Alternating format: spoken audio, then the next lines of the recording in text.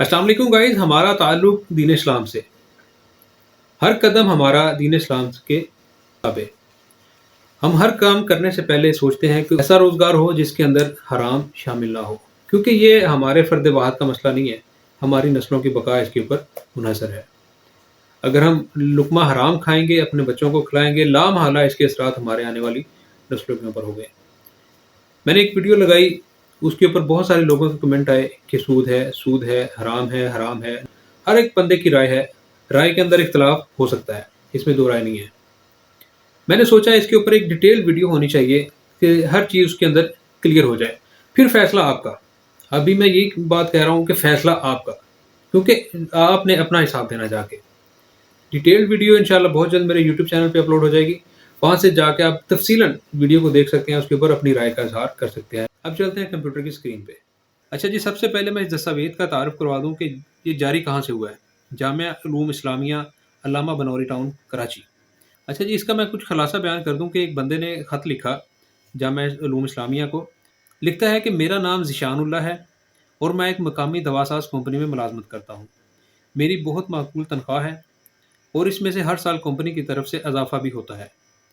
میری اس تنخواہ میں ہر مہینے انکم ٹیکس کٹتا ہے، جو کمپنی خود کاٹ کے حکومت کے ادارے FBR کو جمع کرا دیتی ہے۔ حکومت کے قانون کے مطابق جس کی تنخواہ زیادہ ہوتی ہے اس کا اتنا ہی زیادہ ٹیکس کٹتا ہے۔ چونکہ میری تنخواہ زیادہ ہے، اس وجہ سے میری تنخواہ کا تقریباً 25% انکم ٹیکس کی مد میں کٹتا ہے اور حکومت کو جمع ہوتا ہے۔ حکومت پاکستان نے سن 2001 میں ایک انکم ٹیکس آرڈیننس جاری کیا، جس کے مطابق اگر کوئی ملازمت پیشہ یا کاروباری فرد کسی جگہ اپنا پیسہ لگائے، انویسٹمنٹ کرے، تو حکومت کی جانب سے ٹیکس میں کمی ہوگی اور حکومت اس کو انکم ٹیکس میں کچھ چھوٹ دے دے گی۔ غرض یہ کہ چونکہ میری تنخواہ کا ایک اچھا خاصا حصہ انکم ٹیکس میں کٹتا ہے، اس لیے میں حکومت پاکستان کی اس پیشکش سے فائدہ اٹھانا چاہتا ہوں اور اپنے پیسے انویسٹ کرنا چاہتا ہوں۔ اس وقت پاکستان میں بہت سے ادارے ہیں جو اس طرح کی سرمایہ کاری کا کام کرتے ہیں، ان میں سے شرعی اور غیر شرعی دونوں ادارے ہیں۔ میں اپنے پیسے المیزان انویسٹمنٹ میں لگانا چاہتا ہوں، جو کہ دارالعلوم کرنگی مفتی تقی عثمانی صاحب سے منظور شدہ ہے۔ المیزان انویسٹمنٹ والے ان اداروں میں پیسے لگاتے ہیں جو کام شرعی طور پر درست ہوتے ہیں، جیسے کہ تیل کی کمپنی، سیمنٹ بنانے والی کمپنی، بجلی بنانے والی کمپنی وغیرہ۔ المیزان انویسٹمنٹ ان اداروں کے شیئرز میں پیسے لگاتی ہے جو کہ اسٹاک ایکسچینج میں ہوتا ہے۔ اب سوال یہ ہے، نمبر 1، کیا میرا حکومت پاکستان کی مہیا کردہ سہولت لینا جائز ہے، جس میں اگر میں المیزان میں انویسٹ کروں تو میرا انکم ٹیکس کم کٹے گا اور مجھے حکومت کی جانب سے چھوٹ ملے گی؟ نمبر 2، اس کے ساتھ ساتھ میری سرمایہ کاری جو المیزان انویسٹمنٹ میں کروں گا اس کا مجھے نفع ملے گا، کیا یہ نفع میرے لیے شرعاً جائز ہے؟ چونکہ المیزان انویسٹمنٹ میں سرمایہ کاری کرنے سے میرا سرمایہ اسٹاک ایکسچینج میں لگے گا، جس میں نفع نقصان دونوں ہو سکتے ہیں، تو کیا یہ جائز ہوگا؟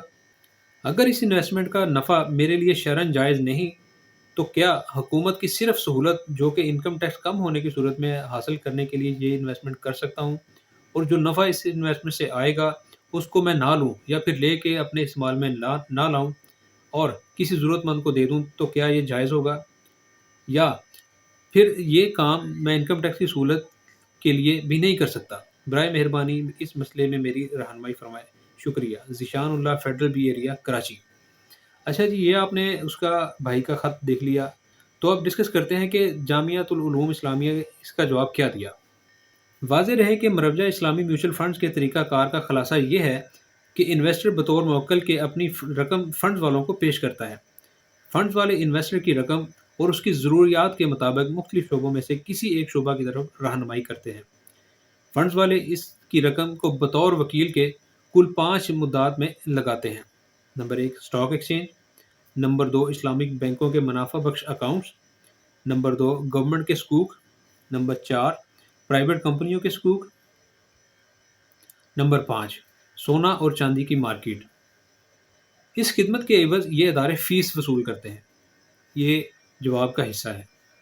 ان اداروں میں سرمایہ کاری کے لیے شرعی حکم یہ ہے کہ اسلامی بینکوں کے منافع بخش اکاؤنٹس اور سکوک میں سرمایہ کاری کرنا درست نہیں، اس لیے اس میں ایسے طریقوں اور ہیلوں کو استعمال کیا جاتا ہے جن کو اسلامی کہنا یا سود سے پاک کرنا درست نہیں۔ البتہ پہلی مد میں جس میں یہ ادارہ اسٹاک ایکسچینج میں سرمایہ کاری کر کے شیئر کی خرید و فروخت کرتا ہے، اس میں کاروبار کرنے کے لیے شیئرز کے کاروبار کے سلسلہ میں جو شرائط بیان کی جاتی ہیں ان کا لحاظ کرنا ضروری ہے۔ ان شرائط کا خلاصہ یہ ہے: نمبر 1، کمپنی کا اصل کاروبار حلال ہو، سودی کاروبار یا ممنوعہ چیزوں کا کاروبار نہ ہو۔ نمبر 2، کمپنی کی غالب آمدن حلال ہو۔ نمبر 3، جب تک مشتری کے پاس شیئر کا قبضہ نہ آئے تب تک اس کو آگے نہ بیچے، اور موجودہ زمانے کے قبضہ کے لیے ضروری ہے کہ سی ڈی سی کے اکاؤنٹس میں شیئرز کی مشتری کے نام پر منتقلی ہو۔ نمبر 4، شیئرز کی شارٹ سیل یعنی مشتری کی ملکیت میں شیئرز آنے سے پہلے آگے بیچنا، یعنی بیانے کو مستقبل کے زمانے کی طرف نسبت کرنا نہ کی جائے۔ نمبر 5، اس کمپنی کے شیئرز کی مارکیٹ ویلیو مایع اثاثوں جیسے کہ نقد کی قیمت سے زیادہ ہو۔ لہذا صورت مسئولہ میں اگر مذکورہ میوچل فنڈز والے ان شرائط کا لحاظ کرتے ہیں تو سائل کے لیے اس ادارے کی شیئرز کی خرید و فروخت والے حصے میں سرمایہ کاری کرنے کی گنجائش ہو سکتی ہے۔ یہ جامعہ علوم اسلامیہ کا نقطہ نظر یہاں پہ سن لیں۔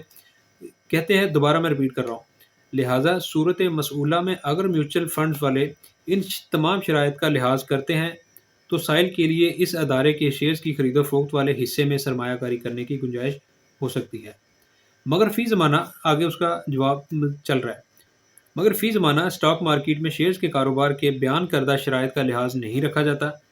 شرائط کے ساتھ اسٹاک ایکسچینج کے کاروبار کو جائز بتانے والے فتویٰ کو صرف بیان جواز کے لیے استعمال کیا جاتا ہے۔ شرائط کے لحاظ سے کوئی ضمانت یا یقین دہانی نہیں ہوتی، اس لیے اسٹاک ایکسچینج کے کاروبار کے لیے جواز کا فتویٰ مشکل ہو رہا ہے۔ لہذا اسٹاک مارکیٹ کے شیئرز کی خرید و فروخت سے وابستہ مسلمانوں پر لازم ہے کہ وہ اپنے معاملات میں درج بالا شرائط کی موجودگی میں یقین دہانی کریں یا پھر اسٹاک مارکیٹ کے کاروبار سے علیحدہ رہیں۔ اچھا، یہ تو آپ نے جواب سن لیا جامعہ علوم اسلامیہ علامہ بنوری ٹاؤن کراچی کا۔ اب دوسری جانب بات کرتے ہیں جامعہ دارالعلوم کراچی یعنی مفتی تقی عثمانی صاحب کا۔ اچھا جی، اس کی ڈیٹ ہے 1444 ہجری، مارچ 29 2023، یعنی کہ 2023 کا یہ اپنا اپروول کا سرٹیفکیٹ ایشو ہوا ہے۔ اس سرٹیفکیٹ کو ایشو کیا ہے محمد عثمان اشرف عثمانی، سینئر ایڈوائزر ہیں AMIM کے۔ اب بات کرتے ہیں شریعہ approval for Islamic mutual funds and voluntary pension schemes. اچھا جی، اس میں لکھا ہے this is to certify that below mention unit trust Islamic mutual funds and voluntary pension schemes manage by Al Meezan investment management limited AMIM are based on the principle of investment agency which means یعنی کہ bracket میں لکھا ہوا وکالت الاستثمار contract and are designed strictly in the conformity with the rules of Islamic Sharia and have the following features. Under the investment agency agreement, the unit holder is the principal Makil and the asset management company AMC Asset Management Company is the investment agent. Vakil Bil Istithmar. The AMC invest funds received from the unit holder and different Sharia compliant avenue on the behalf of the unit holder that include but are not restricted by Sharia compliant equate and Islamic sukuk market. Number 3 पे लिखा हुआ है The mechanism and procedure of investment along with the constitutive document of below mentioned unit trust have been vetted and supervised by the Sharia advisor. आगे लिख रहे हैं Under this management, AMC charge fee for services rendered by them in respect of managing funds. आगे लिख रहे हैं On the basis of above, the fatwa is granted to the following unit trust of Al Mizan Investment Management Limited. اب اس میں کیا کیا چیزیں شامل ہیں وہ میں آپ کو بتاتا ہوں۔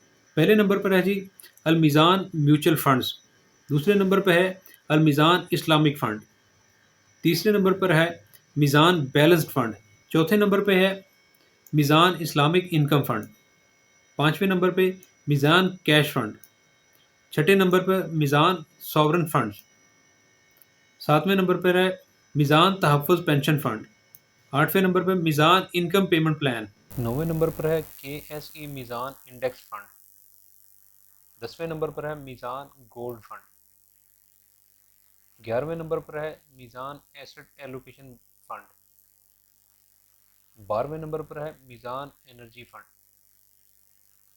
13ویں نمبر پر ہے میزان ڈیڈیکیٹڈ ایکویٹی فنڈ، 14ویں نمبر پر ہے میزان اسٹریٹجک ایلوکیشن فنڈ۔